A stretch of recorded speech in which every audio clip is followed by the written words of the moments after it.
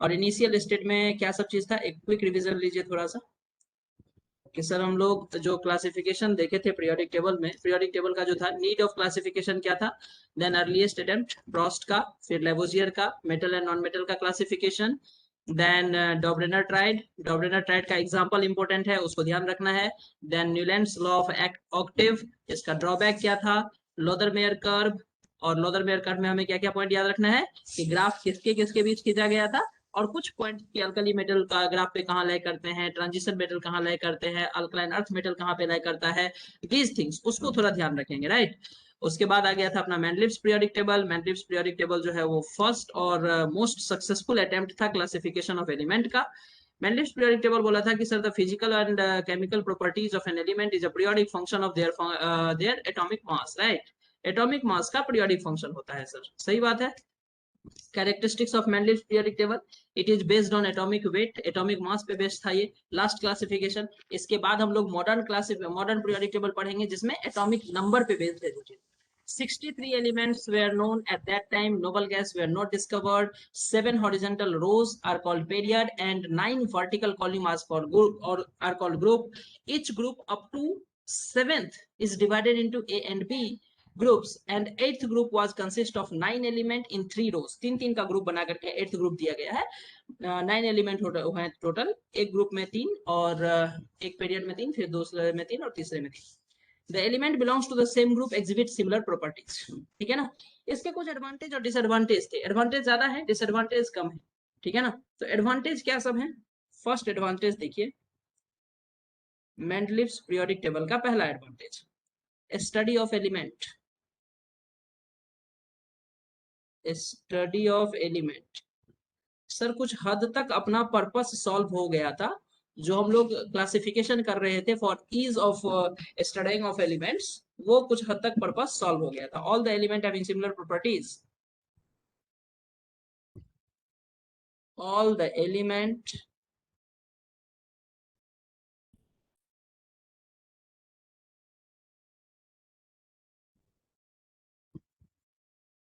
having similar properties, all the element having similar properties were classified in group,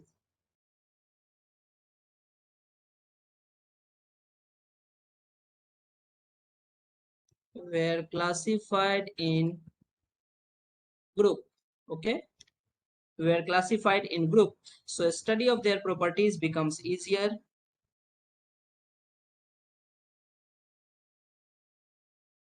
So study of their properties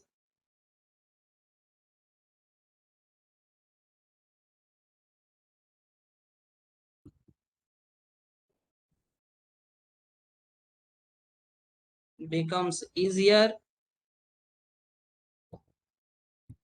So purpose solved tha sir. Second point, prediction of new element, prediction of new element. ये जो properties है, ये जो advantage है, सबसे ज्यादा important advantage है ये, कि सर मेंडलिव्स ने क्या किए थे कि पीरियोडिक टेबल में कुछ स्पेस वैकेंट छोड़ दिया गया था, और उस स्पेस में जो एलिमेंट्स डिस्कवर्ड होने वाले हैं न्यू, ऐसा नेचर में कुछ एलिमेंट्स ऐसे होंगे, ऐसा उन्होंने बताया कि नेचर में कुछ ऐसा एलिमेंट होगा जिसकी ये प्रॉपर्टीज होगी, ये एटॉमिक नंबर होगा, ये मास नंबर होगा, मतलब प्रॉपर्टीज पहले डिस्कवर कर दी कि अगर नेचर में कोई ऐसा एलिमेंट होगा, अगर प्रेजेंट है, तो इन फ्यूचर ऐसा एलिमेंट मिल सकता है, और अगर वो मिलेगा तो हमें पीरियोडिक टेबल में उसे इस पोजीशन पे रखना है, राइट। तो एक गाइडलाइन मिल गया साइंटिस्ट को आगे की तरफ बढ़ने के लिए। So prediction of new element, some vacant space are left, some vacant space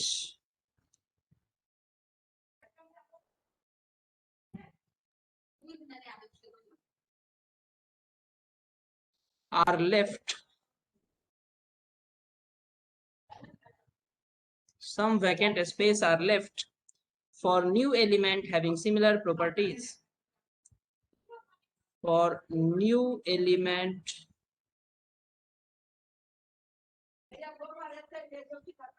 having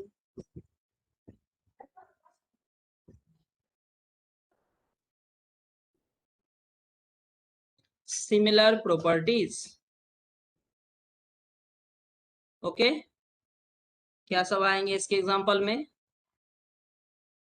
उस टाइम पे जर्मेनियम का डिस्कवरी नहीं हुआ था, ठीक है। सो जर्मेनियम के जगह पे उन्होंने एक्का सिलिकॉन रखा, सिलिकॉन के नीचे एक्का सिलिकॉन का नाम दिया। बाद में ये एक्का सिलिकॉन जो है वो डिस्कवर हुआ, जिसका नाम जर्मेनियम रखा गया। उन्होंने सिलिकॉन के नीचे एक्का सिलिकॉन लिख दिया और उसका सारा प्रॉपर्टीज बता दिया कि सर यहाँ जो भी एलिमेंट डिस्कवर होने वाला है उसका ये प्रॉपर्टीज होगा। फाइनली बाद में डिस्कवर हुआ जर्मेनियम था और उसका सिंबल दिया गया Ge। है ना ये ग्रेट बात है। इसी तरह से Ekka aluminium,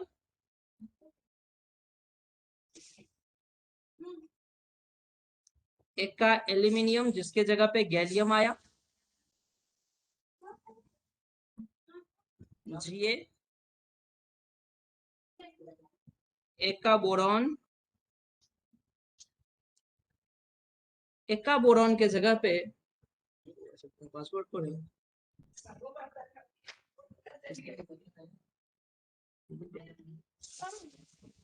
Ekka boron,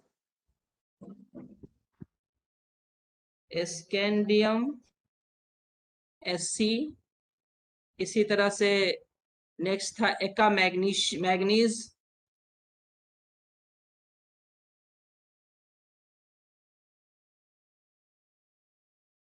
Ekka manganese जो बाद में डिस्कवर हुआ, टेक्नीशियम Tc,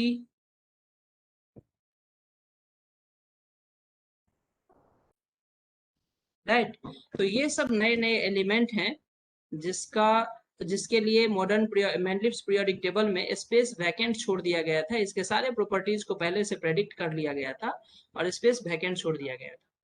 तो sir prediction of new element, most important properties, most important advantage of क्या बोल सकते हैं मैंडलिव्स पीरियोडिक टेबल।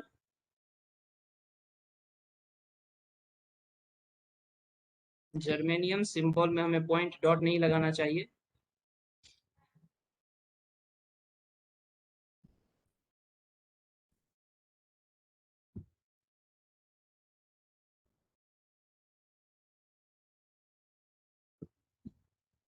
ठीक है, अगर आप इसको याद रखना चाहते हैं तो कुछ आप ऐसे याद रख सकते हैं। देखिए, सीता गीता से अलग, सीता गीता से अलग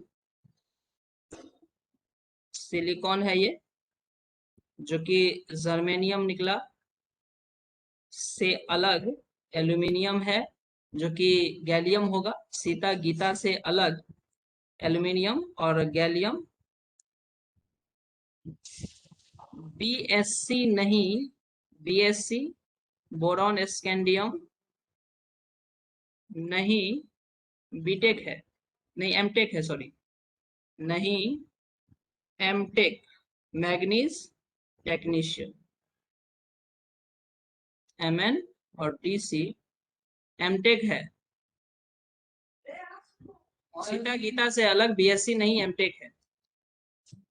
Ekka silicon germanium, aluminium gallium, Ekka aluminium gallium है, एक्का बोरॉन स्कैंडियम है, एक्का मैग्नीज टेक्नीशियम है। छोटा छोटा कुछ नेमोनिक्स आप खुद से भी बना सकते हैं, कोई प्रॉब्लम नहीं है, यही याद रखना है ऐसा कोई जरूरी नहीं है। बट करेक्शन में कभी कभी पूछ लेता है अगर कि सर किसका क्या करेक्शन था, कहाँ कहाँ पे ये चीजें, मतलब कहाँ कहाँ पे ये वैकेंट स्पेस था और उसके जगह पे क्या आया था, तो अगर उसको याद रखना है तो कुछ ऐसे याद रख सकते हैं इसको। जो तीसरा इंपॉर्टेंट एडवांटेज था, that is correction of atomic weight of element, correction of atomic weight of an element, correct? Correction of atomic weight of an element. कुछ एलिमेंट थे जिसके एटॉमिक वेट को करेक्ट किया गया था। कैसे करेक्ट किया गया था एटॉमिक वेट को? देखिए, बेरेलियम, ठीक है, बेरेलियम सो बेरिलियम का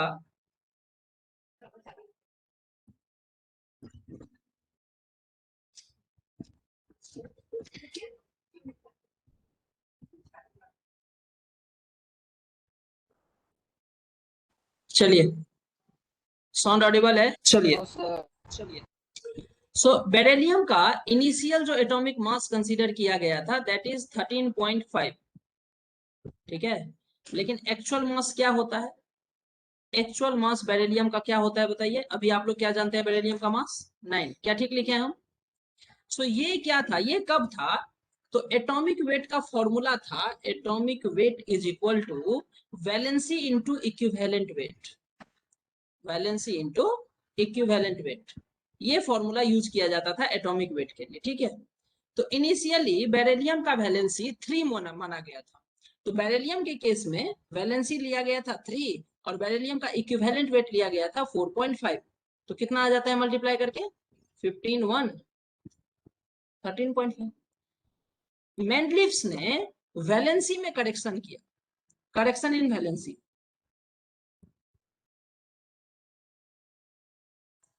वैलेंसी, ओके।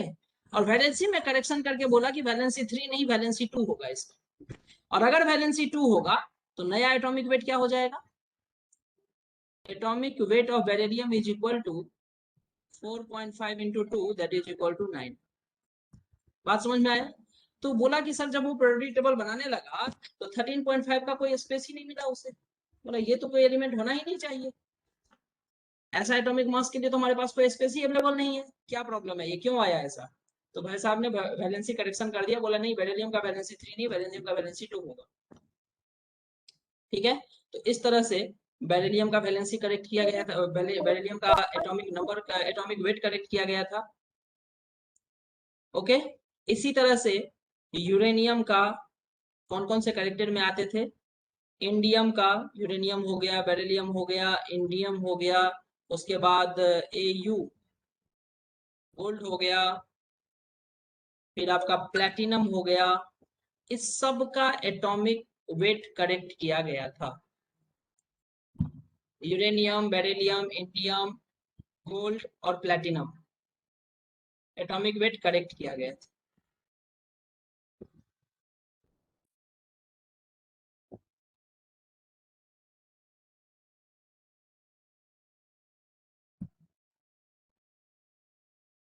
सर हाँ सर। सर 4.5 क्या है, मतलब इक्विवेलेंट वेट है बेरिलियम का, 4.5 इक्विवेलेंट वेट था बेरिलियम का। वैलेंसी से मल्टीप्लाई करके एटॉमिक वेट लाया गया, वैलेंसी में करेक्शन हुआ, एटॉमिक वेट 9 आया जो अभी वैलिड है। सो बेरिलियम का एटॉमिक वेट 9 लिया जाता है, उन्होंने करेक्ट किया। इसी तरह से उन्होंने यूरेनियम का एटॉमिक वेट करेक्ट किया, बेरिलियम का किया, इंडियम का किया, एयू का किया, गोल्ड का और प्लेटिनम का किया।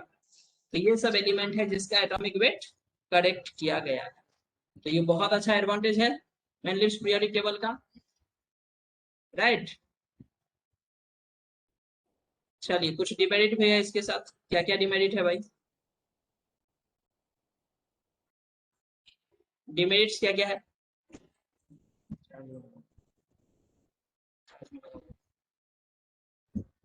लगाइएगा, रेट लगाओ ना, दूर से बोले आवाज आ रहा है। Demerits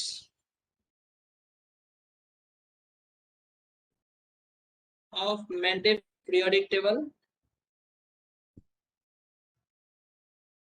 demerits of Mendeleev periodic table. Demerits में क्या सब पॉइंट आते हैं? जो फर्स्ट पॉइंट है डिमेरिट्स का वो ये है कि position of hydrogen was not fixed, position of hydrogen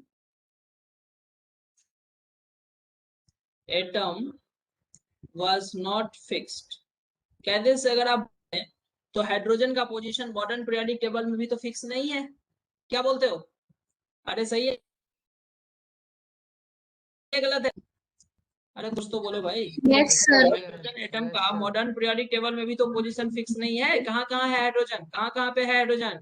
yes sir hydrogen first में है और कहाँ है बताइए? फर्स्ट ग्रुप और सेवेंथ में हेलोजन के साथ, हेलोजन के ऊपर सेवेंथ में। क्यों? क्योंकि सर हाइड्रोजन जो है ना वो एक इलेक्ट्रॉन को लॉस करके H प्लस प्रोटॉन में कन्वर्ट होता है। The loss of one electron, this property is similar to the alkali metals. Hydrogen के नीचे lithium, sodium, potassium, rubidium, caesium सारे एलिमेंट हैं जो एक इलेक्ट्रॉन लॉस करने की टेंडेंसी रखते हैं और कैटायन बनाते हैं। हाइड्रोजन ना एक इलेक्ट्रॉन गेन भी करता है और हाइड्राइड आयन बनाता है सर, H माइनस। और जब ये हाइड्राइड आयन बनाता है तो सर ये कैसा प्रॉपर्टी दे रहा है? हैलोजन जैसा दे रहा है सर। हैलोजन का ऐसा प्रॉपर्टी होता है, halogen can accept one electron, halogen can accept one electron to convert into X minus, F minus, Cl minus, Pr minus. तो सर ये हाइड्रोजन और हैलोजन दोनों जैसा प्रॉपर्टी शो करता है। अम्बिगुअस बिहेवियर है इसका और इसीलिए पीरियोडिक टेबल में अम्बिगुअस प्लेस है। Position of hydrogen was not fixed in periodic table. ये उस टाइम में भी डिमेरिट में काउंट होता है, मॉडर्न पीरियोडिक टेबल के भी डिमेरिट में ये काउंट होता है, वहां भी इसका पोजीशन फिक्स नहीं हो पाया है सर। क्लियर? चलिए, सेकंड है position of isotopes. Position of isotopes, क्या चक्कर है इसमें देखो। पोजीशन ऑफ आइसोटोप्स, आइसोटोप्स का पोजीशंस का मतलब ये है कि जब मास के बिहाफ पे पीरियोडिक टेबल बनाया गया, इंक्रीजिंग ऑर्डर ऑफ मास, और जब पता चला कि सर एक ही एलिमेंट के मल्टीपल मासेस होते हैं और आइसोटोपिक फॉर्म में एलिमेंट एग्जिस्ट करता है, नेचर में एक ही क्लोरीन है जो कि 35 मास वाला भी है और 37 मास वाला भी क्लोरीन एग्जिस्ट करता है। तो इसका मतलब ये हो गया कि पीरियोडिक टेबल को अगर आप इंक्रीजिंग ऑर्डर ऑफ मास के बिहाफ पे लगाए तो chlorine present at two places. समझ रहे हो? 35 क्लोरीन का अलग प्लेस होना चाहिए, 37 का अलग प्लेस होना चाहिए, लेकिन ऐसा तो नहीं होता, आपने तो क्लोरीन का एक ही प्लेस दिया था। तो ये इसका ड्रॉबैक था कि आइसोटोप का पोजीशन आप कहां दिए, 35 को अगर दिए तो 37 क्लोरीन को कहां दिए आप। तो आइसोटोप का पोजीशंस का प्रॉब्लम था। No separate position was given for isotopes, no separate position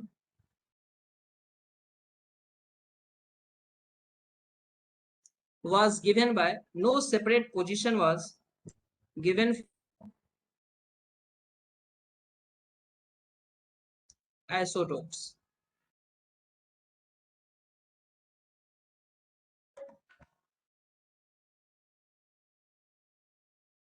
No separate position was given for isotopes. Got it? चलिए, तीसरा पॉइंट क्या था? सब शिफ्ट कर दूंगी, शिफ्ट कर दूंगी। तीसरा, एनोमलस पेयर ऑफ एलिमेंट। ये ड्रॉबैक देखिए क्या है।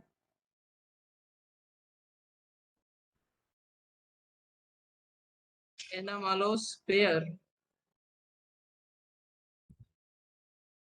Of element.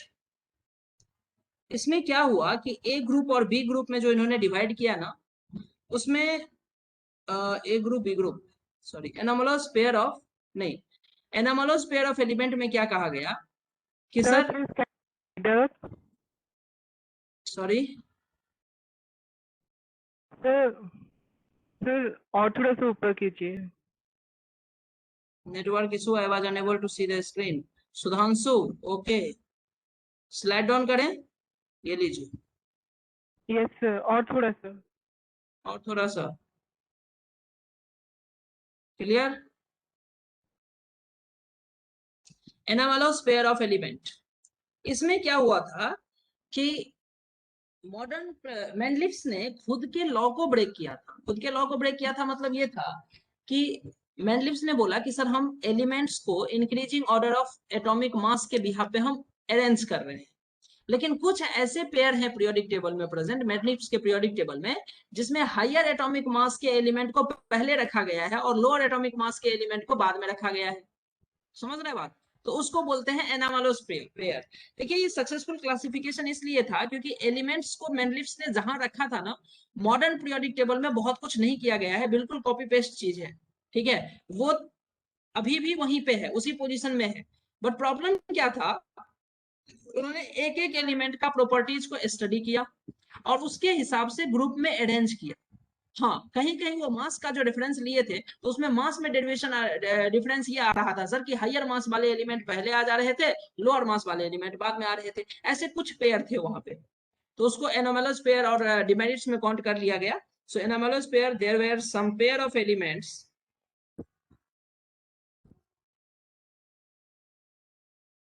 there were some pair of element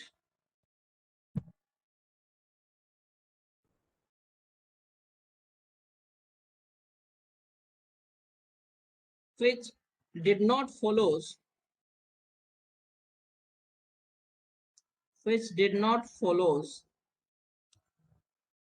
the increasing order of atomic weight.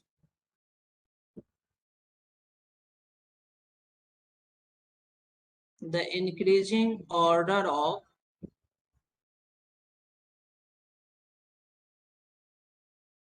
Atomic weight. कौन कौन से पेयर हैं सर ऐसे? तो ऐसे पेयर में आते हैं आर्गन, पोटेशियम. आर्गन का एटॉमिक वेट 40, पोटेशियम का एटॉमिक वेट 39. आर्गन के बाद पोटेशियम आता है. टेलोडियम आयोडीन एटॉमिक वेट 127.5 और ये एग्जैक्टली 127. इसके बाद पेयर आ गया TH, थोरियम, Pa. इसका एटॉमिक वेट 232, इसका एटॉमिक वेट 231. ये बहुत ही माइनर डिफरेंस है एटॉमिक मास में, लेकिन उन्होंने मतलब ऐसा नहीं किया कि बिल्कुल इसको रिजिड मान के इसको पहले इसको बाद में कर देते, ऐसे नहीं किया गया. ईच एलिमेंट का स्टडी किया गया और उसको प्लेस किया गया पीरियोडिक टेबल में. सो मॉडर्न पीरियोडिक टेबल से ज्यादा एफर्ट बोल सकते हैं था यहाँ पे. फिर हो गया आपका कोबाल्ट और निकेल. कोबाल्ट का मास लिया जाता है 58.9 और निकेल का मास लिया जाता है 58.6. Iron, cobalt, nickel, copper, zinc. तो सर ये कुछ एनोमलस पेयर हैं जिस पेयर में हायर एटॉमिक मास वाले एलिमेंट को पहले रख लिया गया था पीरियोडिक टेबल में और लोअर एटॉमिक मास वाले एलिमेंट को बाद में रखा गया था. तो ये इसकी डिमेरिट थी. चौथा डिमेरिट क्या था वो बोले हम आपको, जो ए और बी ग्रुप इन्होंने किया था सर, उस ए और बी ग्रुप में ये प्रॉब्लम था कि सेम ग्रुप वाले, सेम प्रॉपर्टी वाले एलिमेंट जो है वो डिफरेंट ग्रुप में बट गए थे और डिफरेंट, टोटली डिफरेंट एलिमेंट वाले जो एलिमेंट होते थे, प्रॉपर्टी वाले जो एलिमेंट होते थे, वो सेम ही ग्रुप में ए और बी में आ जा रहे थे. तो ये कंफ्यूजन क्रिएट कर रहा था. तो like element were placed in different group, like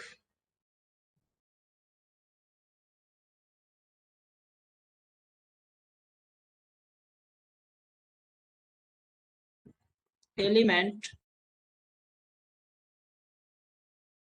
were placed at different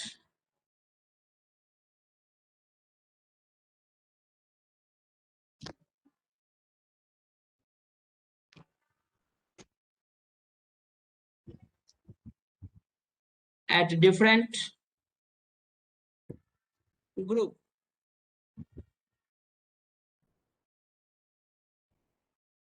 Different group like platinum, ये 8th ग्रुप में रखा गया है.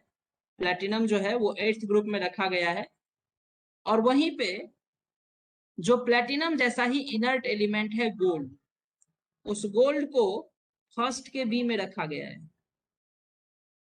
ठीक है, तो ये सिमिलर नेचर के एलिमेंट है. प्लेटिनम और गोल्ड दोनों कॉस्टली हैं, दोनों क्वाइंस मेटल हैं, दोनों लेस्ट रिएक्टिव हैं, सिमिलर टाइप के प्रॉपर्टी शो करते हैं, फिर भी दोनों का डिफरेंट ग्रुप रखा गया है.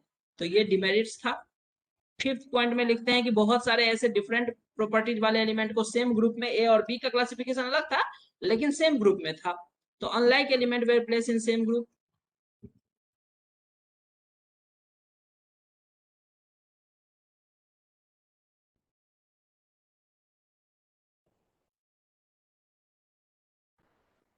were placed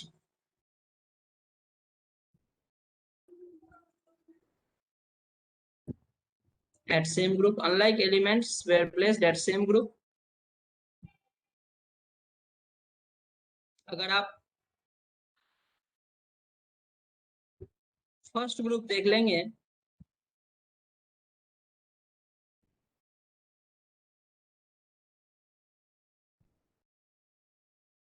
तो फर्स्ट के ए और फर्स्ट का बी देखिए,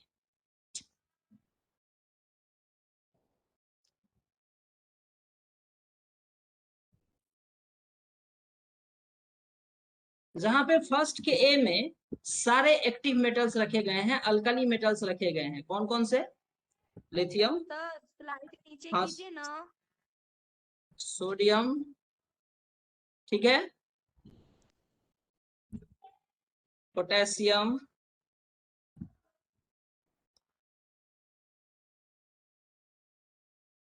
रुबेडियम और सीजियम। फ्रांसियम लेना चाहेंगे ले सकते हैं, फ्रांसियम रेडियो एक्टिव होता है, फ्रांसियम। तो ये जो एलिमेंट है ना सर, ये सारे बहुत ही ज्यादा एक्टिव एलिमेंट है। कैसे एलिमेंट है? अल्कली मेटल्स हैं, मोस्ट रिएक्टिव अल्कली मेटल्स। ये क्या है? ये है sir most reactive alkali metals.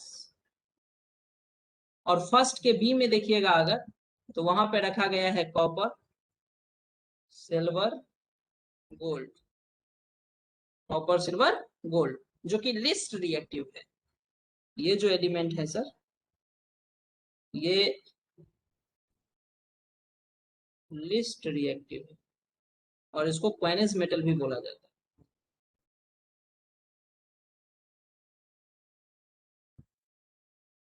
Costly metal है, क्वाइनेस मेटल होते हैं, लिस्ट रिएक्टिव है। तो इस दोनों को बिल्कुल डिसिमिलर प्रॉपर्टीज है और रखा गया है कहाँ पे? तो सेम ग्रुप में रखा गया है, तो इसको एक डिमेरिट में काउंट किया जाता है। ठीक, क्या हम लोग आगे बढ़े? Yes sir. सिक्स्थ डिमेरिट क्या है? Yes, sir. सिक्स्थ डिमेरिट था कि he could not explain the cause of periodicity in properties. He could not explain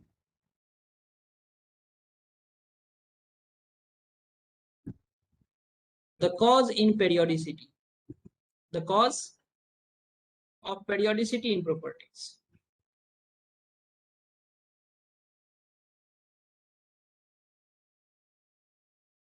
Periodicity in properties.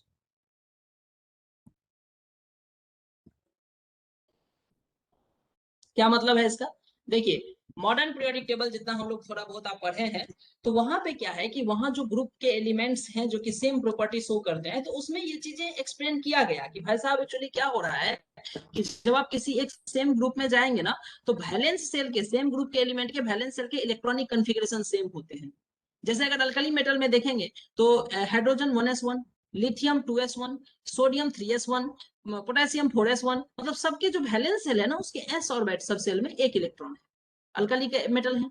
अगर आप इनर्ट गैस देखेंगे तो सबके वैलेंस सेल में 8 इलेक्ट्रॉन है। तो उसने बोला कि इलेक्ट्रॉनिक कॉन्फ़िगरेशन अगर आप देखेंगे, वैलेंस सेल का इलेक्ट्रॉन जो है, वैलेंस सेल का जो इलेक्ट्रॉनिक कॉन्फ़िगरेशन है, वो सेम ग्रुप एलिमेंट के सेम होते हैं। और एज यू नो कि सर जो केमिकल बॉन्डिंग है, बॉन्ड फॉर्मेशन है या केमिकल रिएक्शन है, that are mostly depends on the valence electron in an atom, right. तो वहां पे पीरियोडिसिटी का रीजन एक्सप्लेन ये किया गया था। लेकिन ये जो बोले कि भाई साहब किसी भी एटम का जो जब हम उस एटम को एटॉमिक मास के इंक्रीजिंग ऑर्डर में अरेंज करते हैं, तो प्रॉपर्टी, फिजिकल और केमिकल प्रॉपर्टीज, पीरियोडिसिटी होता है, रिपीट करता है, उसका रीजन नहीं बता पाए कि एटॉमिक मास के साथ ऐसा क्यों हो रहा है। तो ये रीजन एक्सप्लेन नहीं था। He could not explain the cause of periodicity in properties. Atomic mass के साथ ऐसा कुछ प्रॉपर्टीज रिलेट नहीं कर पाए थे, जिसके वजह से हम लोग इसको भी एक इसमें काउंट करते हैं। और सातवां जो काउंट है, सातवां जो ड्रॉबैक है, वो अभी भी मॉडर्न पीरियोडिक टेबल में भी है। ये ड्रॉबैक ये है कि मेंडलीव्स पीरियोडिक टेबल में भी लेंथेनाइड और एक्टेनाइड, जो नीचे आप देखते हैं अभी मॉडर्न पीरियोडिक टेबल में जो एफ ब्लॉक एलिमेंट है जो नीचे रखा गया है, लेंथेनाइड और एक्टेनाइड, उसको मेंडलीव्स पीरियोडिक टेबल ने भी अलग से लिखा था। तो ये अलग से लिखना, जब आप पीरियोडिक टेबल बना रहे हैं तो एक परफेक्ट पीरियोडिक टेबल क्या होना चाहिए? एक टेबल होना चाहिए जिसमें सारे एलिमेंट आ जाए। तो ये जो कुछ एलिमेंट है 14 का दो ग्रुप है सर, दो पीरियड है सर, जिसको नहीं दो ग्रुप बोलेंगे, 14 एलिमेंट का, जिसको आपको सेपरेट रखना पड़ रहा है, तो it is also drawback of periodic table, right. तो इसको बोला गया कि lanthanide and actinide are not group in a single table. तो सर ये प्रॉब्लम तो अभी भी है, मॉडर्न में भी है, कोई दिक्कत नहीं है, उसके भी ड्रॉबैक में काउंट करेंगे इसको। So lanthanides and actinides are not grouped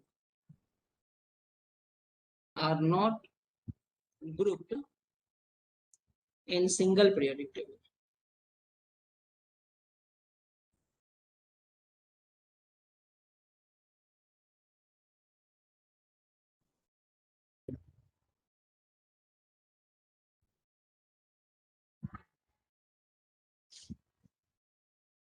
clear sir? 6th point not clear, कौन है ये? शिप्रा, क्या क्लियर नहीं हुआ? थोड़ा ज्यादा एक्सप्लेन कर दिए इसलिए क्लियर नहीं हुआ क्या? किसी भी एलिमेंट का अगर हाइड्रोजन हीलियम है, हीलियम का एटॉमिक मास 4 है, और अगर आप हीलियम के बाद नियन देखते हैं जिसका एटॉमिक मास कितना 20 ले लें, 20 है, इन दैट केस सर इसके एटॉमिक मास से, और नियन इसके जस्ट नीचे है, हीलियम जैसा ही प्रॉपर्टी नियन का है, ये एटॉमिक मास से कैसे एक्सप्लेन हो रहा है? एटॉमिक नंबर से एक्सप्लेन होता था, एटॉमिक नंबर होता था नहीं, एटॉमिक नंबर से इलेक्ट्रॉनिक कॉन्फ़िगरेशन लिखा जाता है, और इससे हम लोग बोल सकते हैं कि वैलेंस सेल का कॉन्फ़िगरेशन सेम है। हालांकि यहाँ गड़बड़ है, 1s2 है और यहाँ पे ये 1s2 2s2, इसका दो ही इलेक्ट्रॉन वैलेंस सेल में है और इसमें 8 है, लेकिन इसके नीचे के ले लीजिए, नियन ले लीजिए, आर्गन ले लीजिए, ठीक ना। तो आर्गन में इसमें भी वैलेंस इलेक्ट्रॉन 8 है, इसमें भी वैलेंस इलेक्ट्रॉन 8 है। तो सर इलेक्ट्रॉनिक कॉन्फ़िगरेशन से हम ये बोल सकते हैं कि वैलेंस सेल का इलेक्ट्रॉनिक कॉन्फ़िगरेशन सेम होने की वजह से इसको सेम ग्रुप में रखा गया है। तो पीरियोडिसिटी इन आया, प्रॉपर्टी में पीरियोडिसिटी आया क्योंकि सेम वैलेंस सेल का कॉन्फ़िगरेशन आ गया, तो सेम प्रॉपर्टी आ गया, तो वो एटॉमिक नंबर पे एक्सप्लेन होता है। मास नंबर में ऐसा क्या रिलेशन नहीं है, कोई रिलेशन ऐसा। तो इसीलिए बोला गया कि he could not explain the cause of periodicity, कि पीरियोडिक फंक्शन क्यों हो जाता है, क्यों कुछ एलिमेंट के बाद जो है सेम नेचर वाला एलिमेंट रिपीट करता है, क्या दिक्कत है सिप्रा? यस सर, क्लियर ना।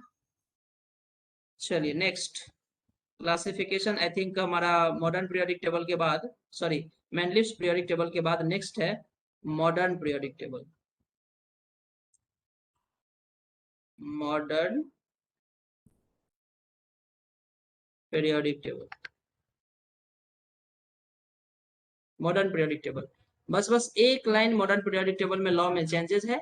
ये एटॉमिक नंबर को जो है वो मेन प्रॉपर्टीज माना, ये बोला कि सर फिजिकल और chemical properties of an element is not periodic function of their atomic mass, that is the periodic function of their atomic number, और atomic number of an element is most basic criteria than atomic mass. Atomic number का जो चीज है, atomic number का जो significance है वो ज्यादा बेटर है एटॉमिक मास के कंपैरिजन में, तो इट इज बेटर कि आप एलिमेंट को एटॉमिक मास के बिहाफ पे सजाइए। दूसरी बात क्या है कि मॉडर्न पीरियोडिक टेबल को किसने बनाया, आप लोग बताइए, मॉडर्न पीरियोडिक टेबल को किसने बनाया था? बोलिए, हेनरी किसने? Mosley.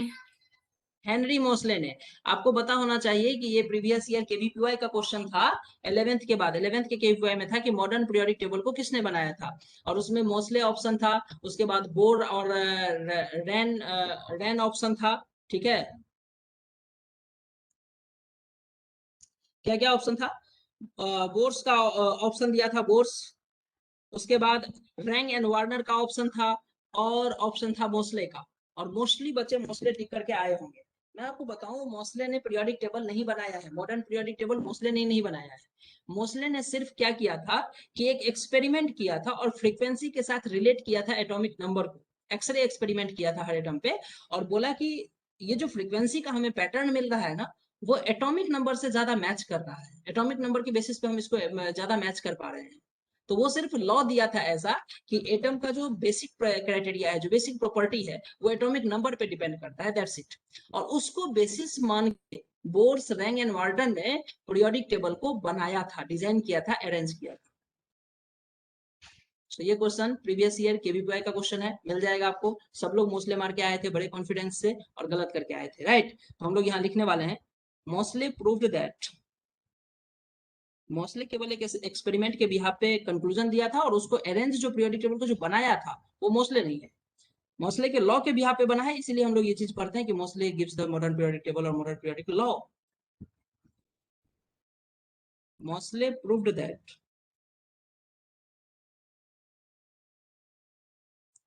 the square root of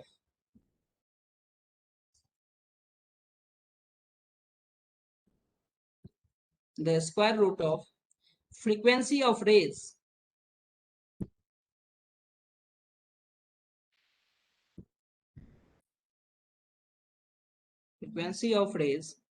which are obtained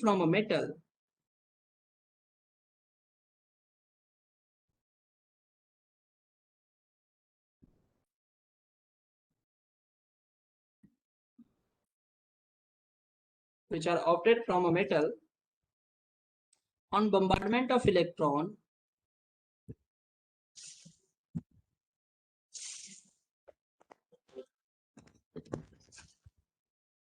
just a moment guys.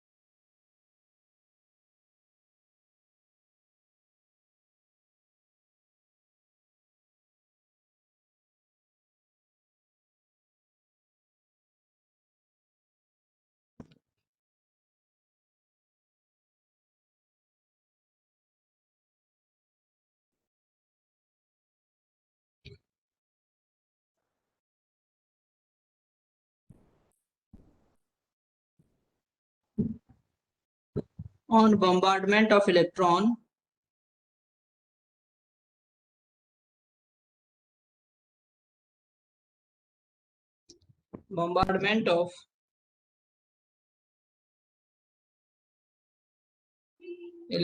is, am I audible? Yes, Yes, sir. sir. Yes, sir. Electron is proportional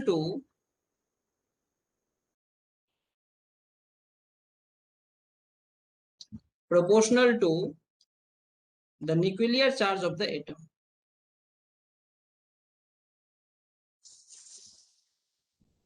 The nuclear charge on the atom. Okay, on the atom. और nuclear charge क्या होता है दोस्त? Atomic number होता है, number of proton equal to atomic number and that is equal to the nuclear charge.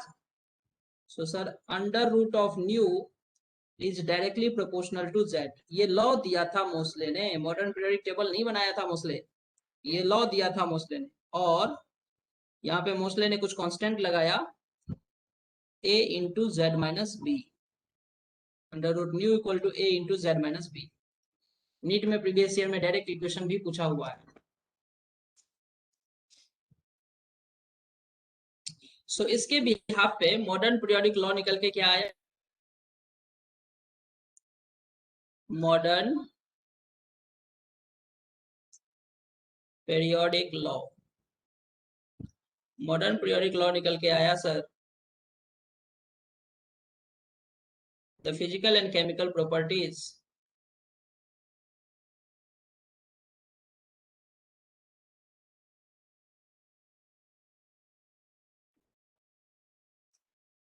the physical and chemical properties of elements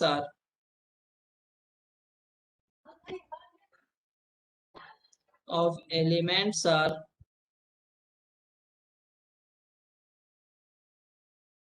periodic function of their atomic number, of their atomic number.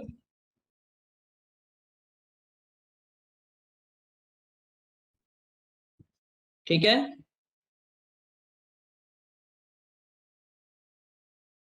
on the basis of this law, on the basis of this law and Mosley observation,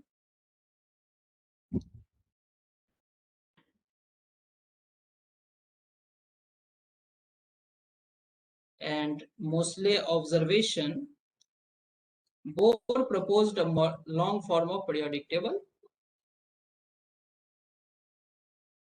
Bohr's proposed a long form of periodic table, a long form of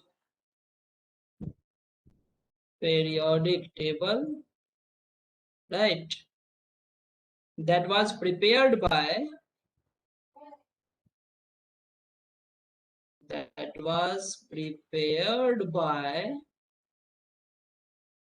Rang and Warner.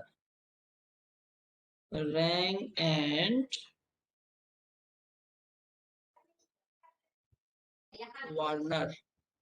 So किसने बनाया table wise? रैंग and Moseley. Modern periodic law किसने दिया था? Moseley ने. Cause of periodicity, cause of periodicity, इस periodicity का cause क्या है? कॉज ऑफ पेरियोडिसिटी क्या है? पेरियोडिसिटी का कॉज भाई, it is due to the repetition of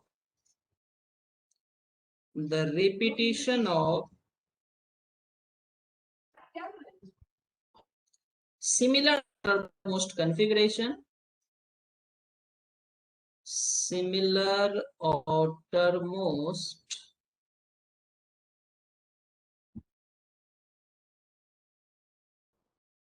configuration at a certain regular interval. At a certain regular interval. Regular interval पे same electronic configuration repeat होता है सर, बिकॉज ऑफ दैट ये periodicity आता है. Okay,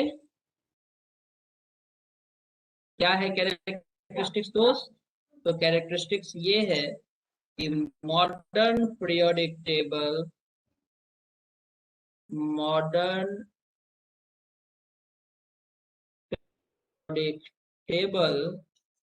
contains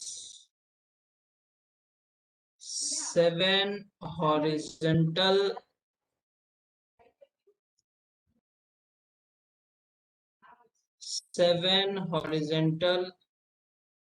rows, period and 3 vertical column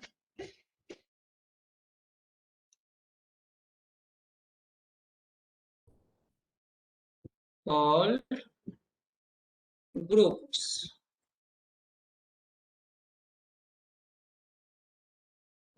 कोई दिक्कत तो बोलिए.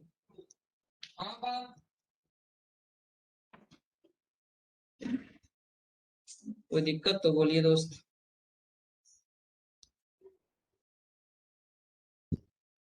No sir. No, sir. No sir. ठीक है, तो अब जो है वो हमें नेक्स्ट क्लास में मॉडर्न पीरियोडिक टेबल कंप्लीटली बनाना है. डरना बिल्कुल नहीं है, कंप्लीट मॉडर्न पीरियोडिक टेबल को याद करना है. मुझे जहां तक याद है कि हम आप लोगों को एटॉमिक स्ट्रक्चर में एक होमवर्क दिए थे, 1 से लेकर के 30 तक एलिमेंट्स का नाम बताना था on the basis of increasing atomic number. Am I right? Yes sir. किसने Yes, किसने sir. नहीं किया? किसने किसने नहीं किया?